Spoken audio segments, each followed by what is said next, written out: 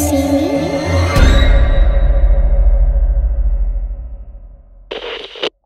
Sebelum lanjutin nonton video ini, pastikan kamu selalu dengerin cerita horor di podcast Do You See What I See, yang dimana tayang 5 kali seminggu hanya di Spotify.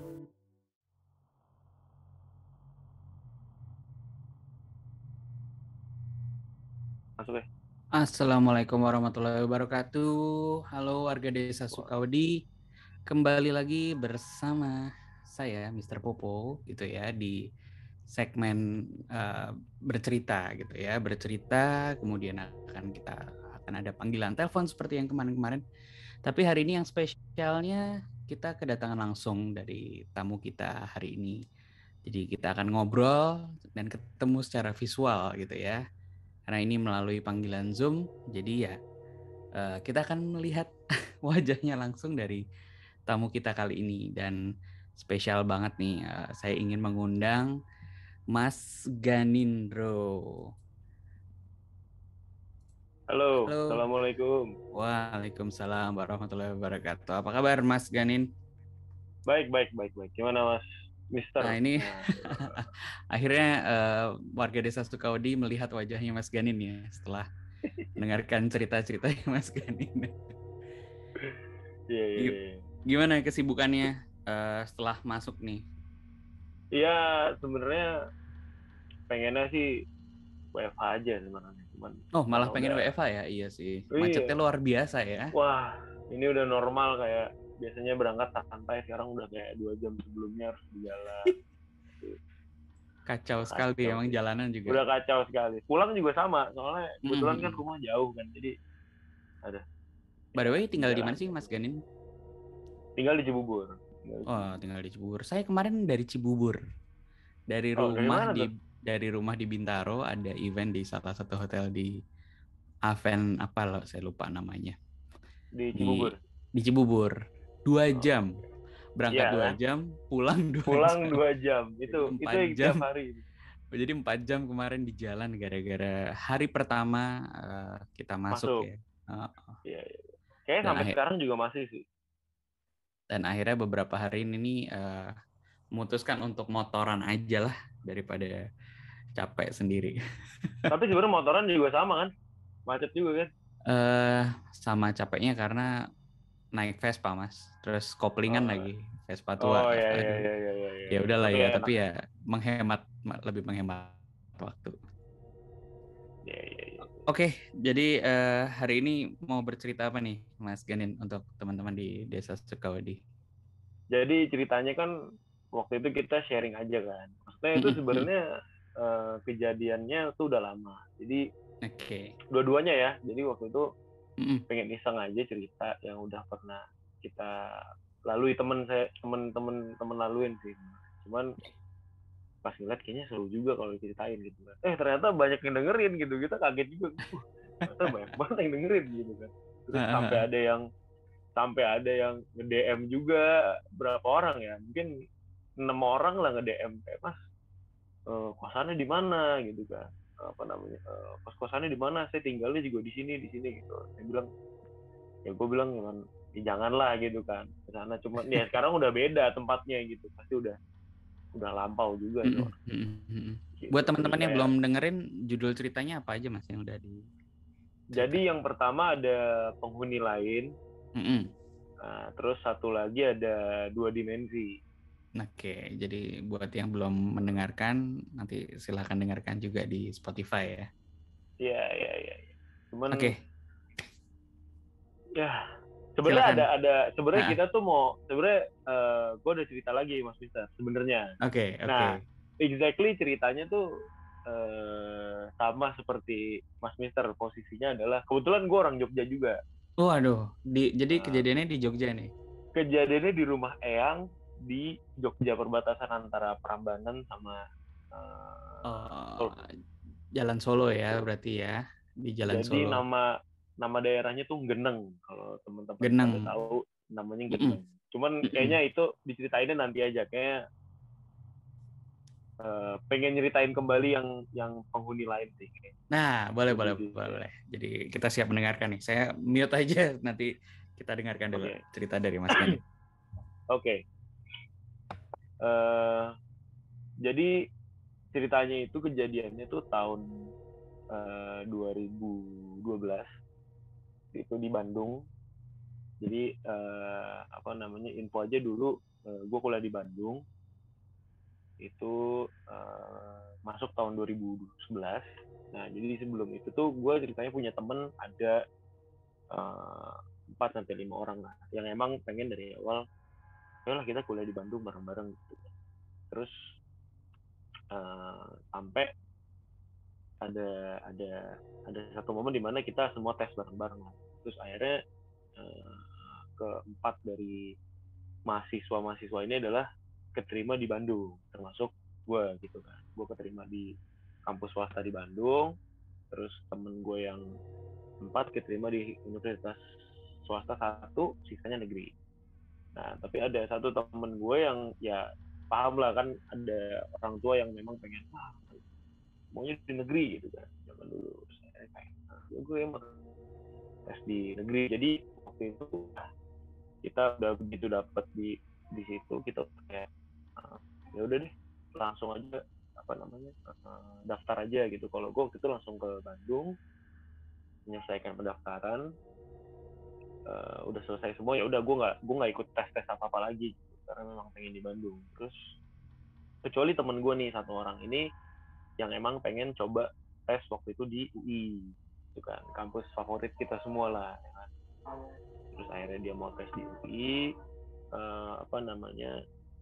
Waktu itu kalau nggak salah kita itu udah mulai masuk nih, kita udah mulai inisiasi, udah mulai MOS waktu itu ya. Kita udah mulai MOS. Nah waktu itu juga posisinya gue sama teman-teman yang lain tuh belum punya banyak teman gitu kan, karena baru-baru masuk kampus, jadi kayak masih filtering juga kan teman-teman gitu. Terus akhirnya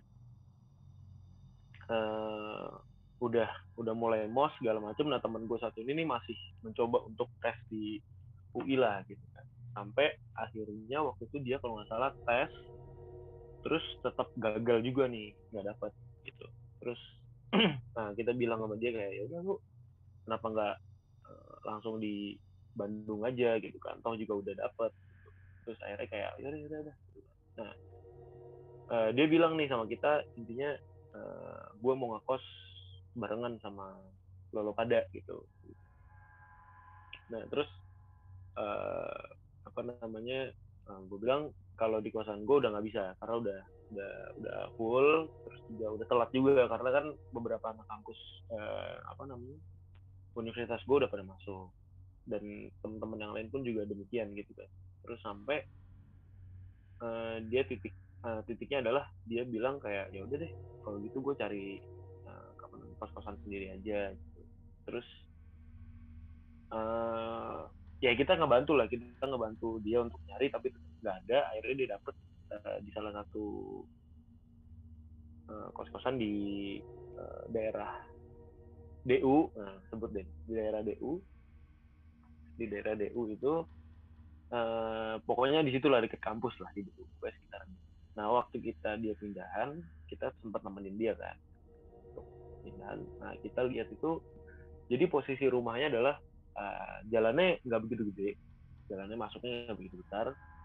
Nah terus ada rumah waktu itu pagarnya warna hitam. Terus kita masuk itu rumah utama di depannya. Nah ada jalan ke belakang sedikit kayak jalan tapak. Nah di situ ada bangunan untuk kos-kosan itu kalau nggak salah ada sekitar 6-7 kamar. Nah posisi kamarnya itu 4 di bawah, 3 di atas, 3 di atas, 3 di atas, 3 di bawah ya, agak lupa gue 6 atau 7 kamar. Tapi yang jelas di bawah ada kamar mandi, di atas ada kamar mandi. Nah waktu itu per bulannya itu harganya 850.000 satu bulan, dan rules-nya di situ adalah harus bayar per 3 bulan gitu. Akhirnya temen gue udah bayar 3 bulan.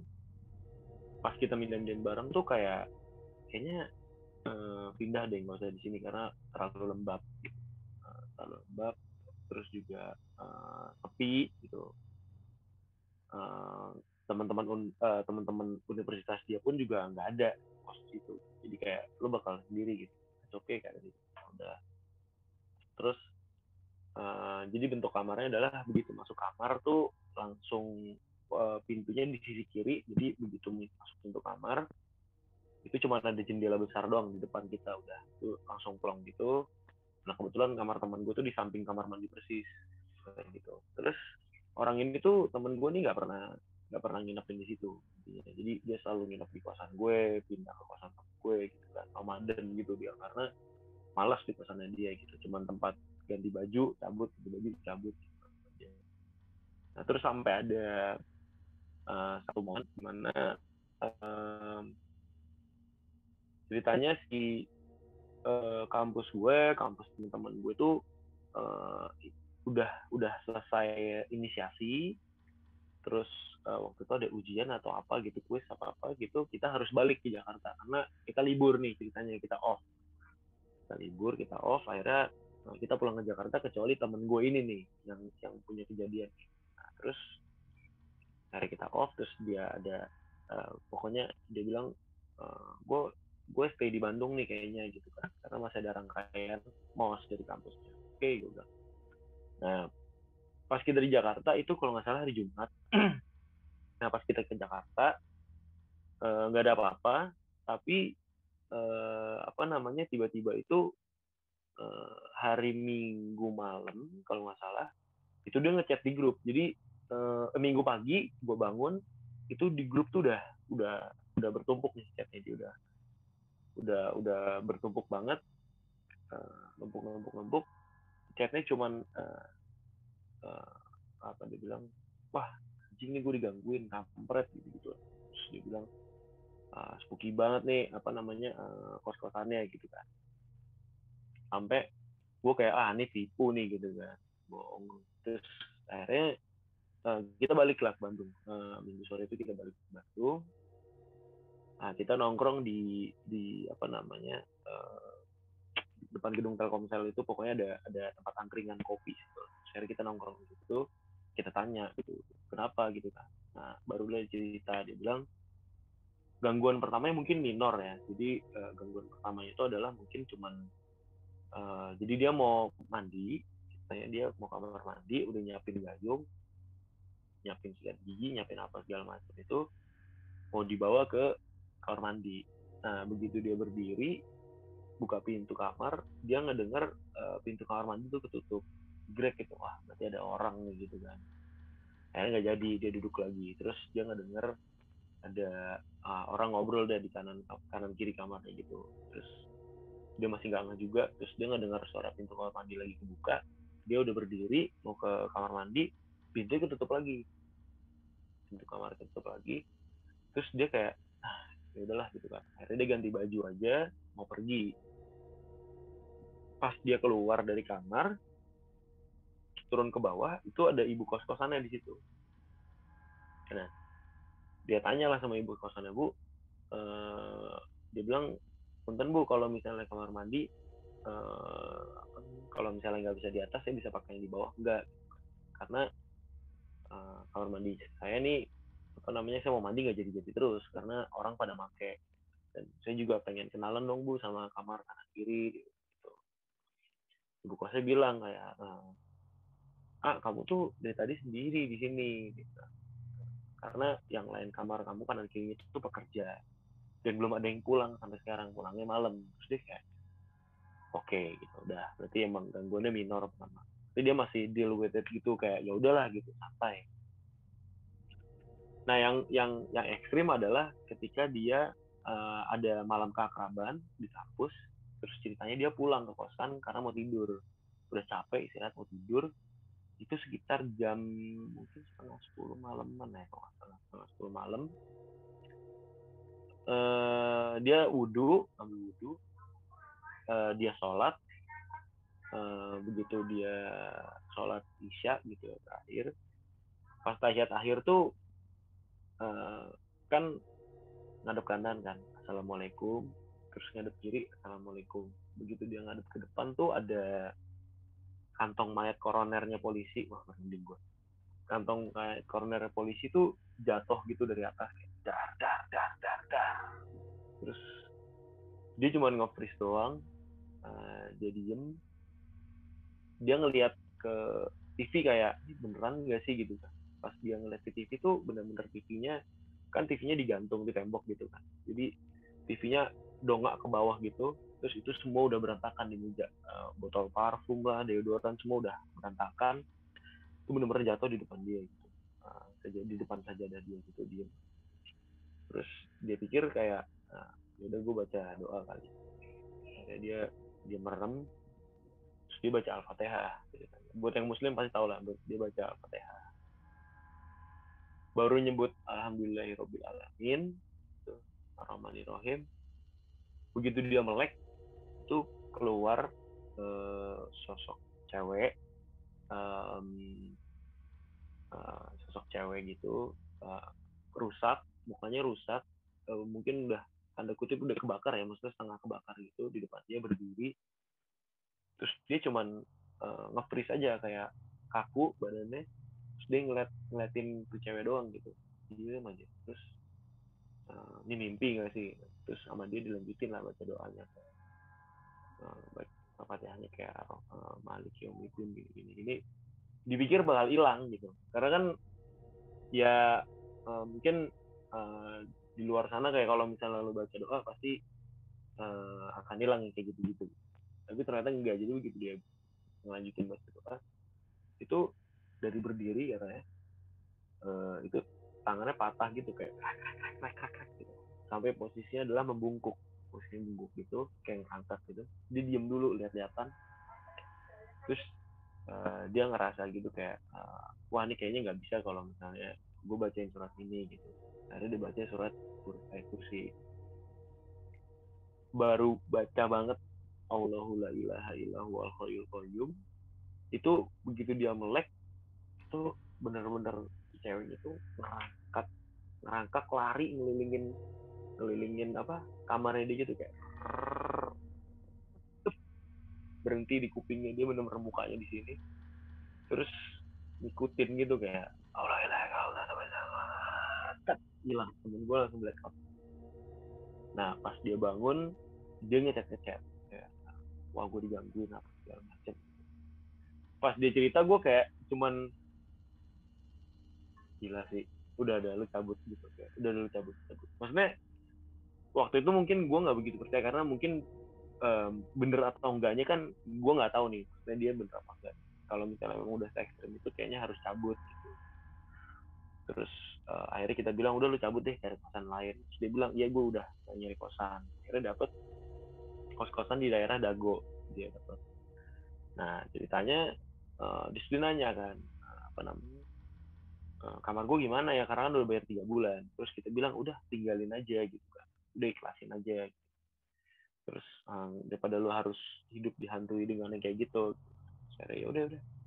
Akhirnya karena dia nggak ada kendaraan, sama temen gue dikasih pinjam mobil lah. Dikasih pinjam mobil. Tapi ini orang nggak pergi-pergi gitu, cuman packing nggak pergi-pergi. Terus selang 2 hari dia udah packing lah, kita udah packing barang. Terus selang 2 hari dia tuh hilang kabar lah, hari itu hilang kabar. Intinya kita cariin, kita chat juga nggak dibalas. Pas gue tidur, gue balik ke kosan, gue tidur subuh kalau nggak salah jam 4:30 itu dia gedor-gedor kamar kosan gue, bener-bener kayak orang buru-buru gitu, kayak gue bilang ini siapa jam segini kan. Terus gue bangun, gue bukain pintunya, terus gue bukain pintunya kayak lo kenapa, kok lo kesini gitu. Ternyata temen gue, terus dia diem doang kayak gue nggak bisa, gue mau tidur. Terus gue bilang kenapa sih, gue mau tidur, bisa nggak gue mau tidur. Gue tarik ke dalam, terus yaudah tidur deh gitu kan. Tidur. Besokannya baru cerita, dia bilang kayak gue digangguin lagi gitu sama si cewek ini. Terus gue bilang digangguin apa gitu. Nah, sekarang tuh ceritanya udah packing, dia mau cabut. Nah pas udah mau cabut, dia kayak nggak mungkin kalau misalnya harus packing malam-malam gitu. Terus akhirnya udah packingnya pindahnya besok aja deh. Akhirnya dia ke kamar mandi. Nah bentuk kamar mandinya ini adalah masuk pintu, kalau buka pintu kamar mandi itu langsung ada jendela, dua daun pintu gitu ya. Jadi ada jendela itu cuman pakai tirai warna putih yang jaring-jaring gitu, itu langsung ke pohon pandangan. Nah, kalau buka pintu ngeliat jendela, itu di bawah jendela ada kloset. Nah, pas ngadep ke kanan itu ada cermin sama wastafel. Terus jadi begitu. Kalau ngaca di situ udah pasti pantulannya adalah pohon yang di belakang, di luar gitu. Jadi teman gue mau cuci muka, mau tidur gitu ya, mau cuci muka, dia ngambil air, terus pas ngebasuh gitu sekali, pas kedua kali dia ngeliat di kaca tuh udah ada cewek yang kemarin, tapi duduk di ranting pohon gitu, duduk aja biasa, tangannya di paha gitu, terus sambil nunduk rambutnya ke depan. Terus temen gue bilang, wah nggak lagi deh gitu kan. Terus akhirnya dia cuci muka lagi, tapi sambil bilang kayak la ilaha illallah, la ilaha illallah. Pas ketiga la ilaha illallah, pas dia ngeliat ke depan tuh kayak ceweknya tuh la ilaha illallah, la ilaha illallah, la ilaha gitu, diikutin kayak. Terus temen gue langsung lari buru-buru cabut ke kosan gue. Nah, habis itu kita udah, ya udah deh kita bantuin deh pindahan deh gitu. Karena udah mengerikan lah, udah serem. Akhirnya kita bantuin, sekaligus mungkin mau nanya-nanya gitu. Pas gue kesana kebetulan ada, bukan ibu kos-kosannya, jadi ada penjaga kos-kosannya gitu. Kita bilang kan, Pak, temen saya nggak betah, Bu, temen saya nggak betah sini. Terus kebetulan ada penghuni kosan lain lah, mas gitu, kita nanya, Mas, teman saya nggak betah di sini gitu, kenapa, digangguin ya gitu. Iya gitu, Mas juga gitu. Terus dia bilang ya paling perkenalan. Terus gue bilang ya perkenalan nggak kayak gitu kan, ya lah ada yang lebih baik lagi gitu kenalan. Terus saya kayak, oh ya udah Mas, sebenarnya kalau ditahan-tahan aja sebenarnya ya saya dulu juga sama gitu. Ya mungkin pribadi orang kan beda-beda gitu. Udah sampai akhirnya kita tanya lah ke orang di situ, kita bilang, Pak, memang ada apa sih? Ternyata jadi dulu katanya rumah itu tuh jadi satu, jadi nggak ada jalan setapak dan nggak ada bangunan yang pisah, jadi itu satu kesatuan bangunan. Nah, waktu dulu katanya pernah rumahnya itu kebakaran gitu. Nah, kebetulan di rumah itu ada asisten rumah tangga lah. Asisten rumah tangganya itu punya anak cewek. Nah, katanya anak ceweknya itu kebakar. Nah, untuk ngilangin itu katanya ya rumahnya dipotong tengahnya, terus yang belakang dijadiin bangunan sendiri, yang depan dijadiin bangunan sendiri, makanya yang belakang dijadiin kos-kosan tuh. Terus kayak ya kemarin sih belum lama ya, mungkin 3 bulan lalu ya, 4 bulan lalu, waktu ada ada kerjaan di Bandung, gue coba lihat ke sana lagi gitu sama temen gue yang bukan yang kejadian ya, maksudnya teman gue yang lain. Ya rumahnya masih sama gitu, kondisi rumahnya masih sama, cuman catnya aja yang beda. Terus kayak ya kita ketemu sama penjaga kosannya, kayak penuh Pak, iya penuh gitu. Kita mikir, oh berarti udah akrab, soalnya kenalannya udah lewat gitu, mungkin masih di situ juga gitu, kita nggak tahu juga. Itu sih ceritanya. Wah, gila juga ya. Memang ya banyak sih kalau dari pengalaman, ada beberapa kemarin cerita juga di daerah situ juga kan. Kalau dengerin cerita di YouTube kemarin sih, namanya Mas Dito kan yang cerita. Ceritanya mirip-mirip juga, cuman ya ekstrim, sama-sama ekstrim sih. Ekstrimnya sebenarnya karena penampakannya itu nggak wajar. Nah kalau ini penampakannya belum dengar tuh, ntar coba denger. Yang Mas Dito ini di DU juga, di DU juga. Oh, di DU juga. Di daerah yang di situ kan banyak pohon pinus ya tuh. Ya betul. Nah sekali ini nanti dengerin aja kalau teman-teman juga yang dengerin, dengerin aja di videonya tuh sama Mas Dito. Nah ceritanya dia tuh kerja di situ kan banyak tempat makan kafe-kafe gitu kan. Dia punya kafe di situ. Nah, waktu tutup si perempuan ini masuk ke dalam. Wow.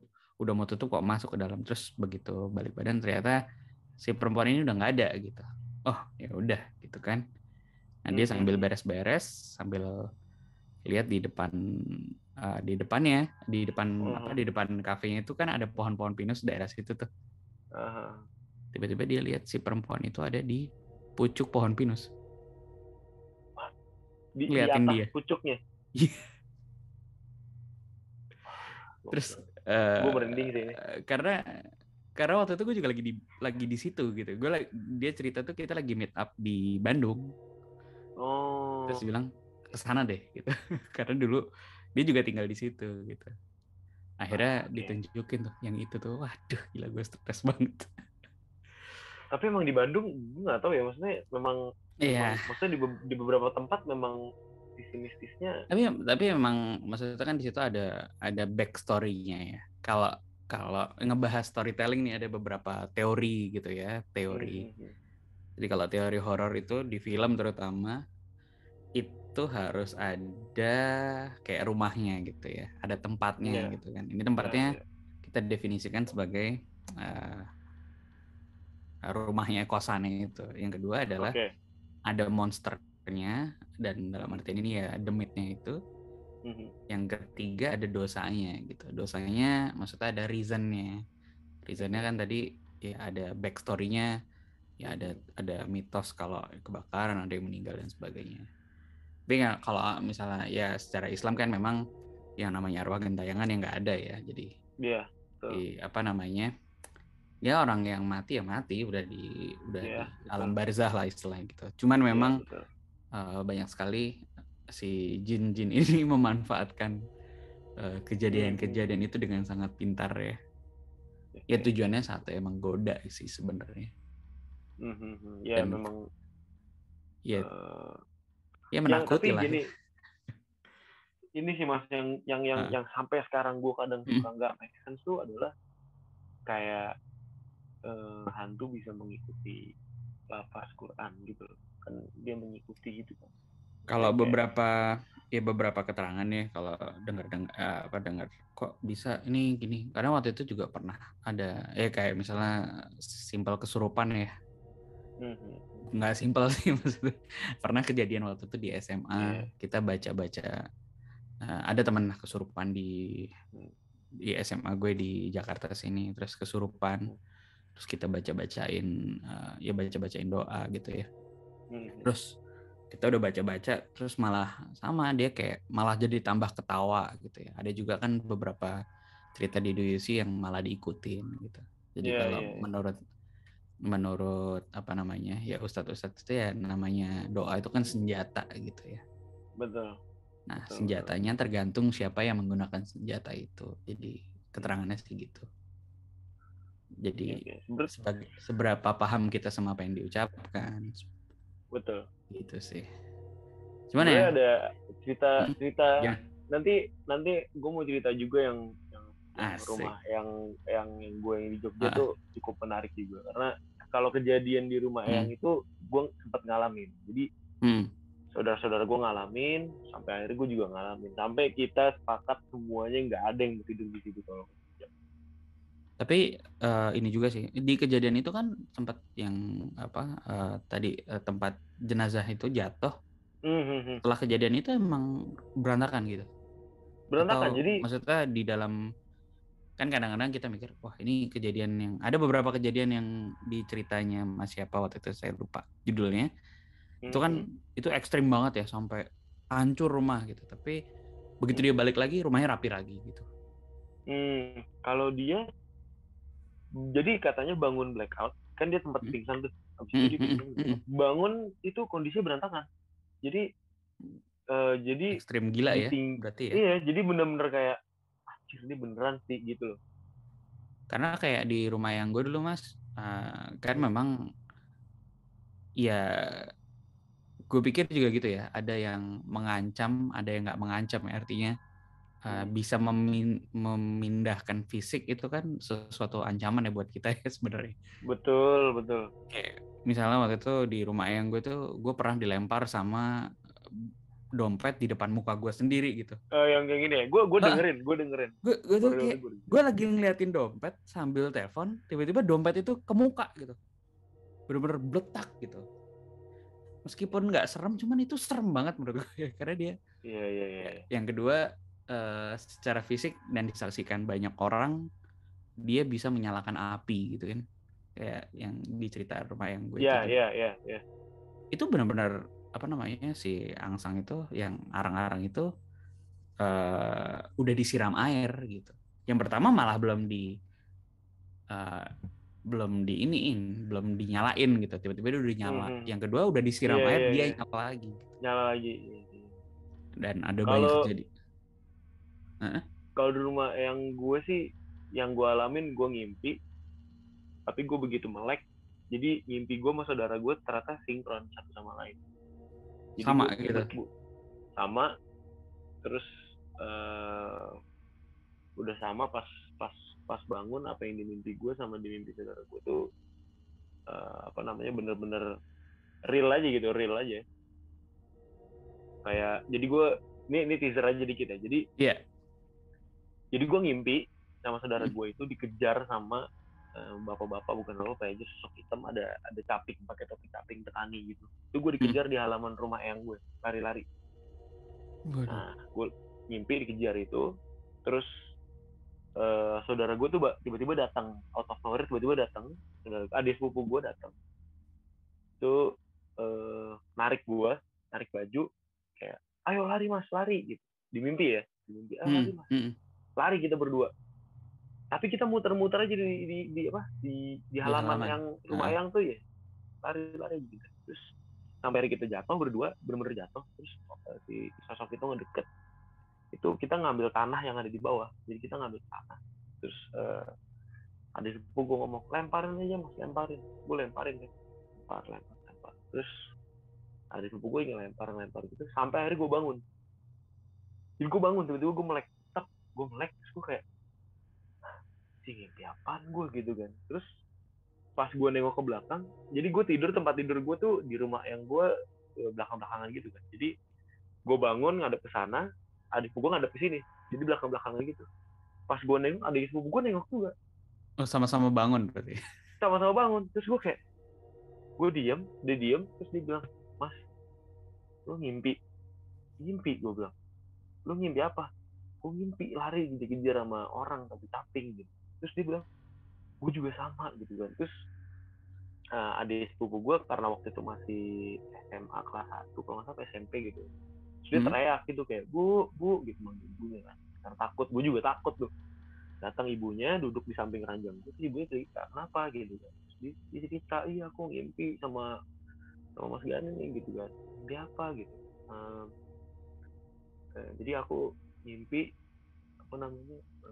aku gini aku lari dikejar orang, aku lempar tanah, sedih ngerakin tangannya, aku lempar tanah begini sama ibu jadi gini, tunggu, pas ibunya lihat tanah sini, waduh, dan di tangan gue juga ada bercak tanah. Jadi pas gue bangun, gue begini ngeliat ada tanahnya, dan ceritanya sama persis. Dia datang ngeliat gue lagi lari dikejar sama orang ini. Waduh. Yang pasti bakal penasaran. Oke, kita tahan dulu nih. Jadi episode ini akan to be continued, bakal diceritain sama Mas Garin ya setelah nanti mungkin beberapa hari lagi, mungkin besok, mungkin habis ini. Mungkin itu dulu Mas Garin. Terima kasih atas ceritanya. Mudah-mudahan terhibur. Hati-hati di jalan. Buat teman-teman yang udah mulai kerja, dan jangan lupa terus saksikan Do You See What I See di YouTube kesayangan kita, dan juga di Spotify, hanya di Spotify untuk podcastnya. Jadi akan ada beda, di YouTube ada visualnya, di Spotify bakalan cerita seperti biasa selama seminggu 5 kali setiap pagi jam 8 pagi buat teman-teman macet-macetan di jalan dan kerja. Gitu aja. Thank you Mas Garin. Siap. Sampai ketemu lagi. Assalamualaikum warahmatullahi wabarakatuh. Waalaikumsalam.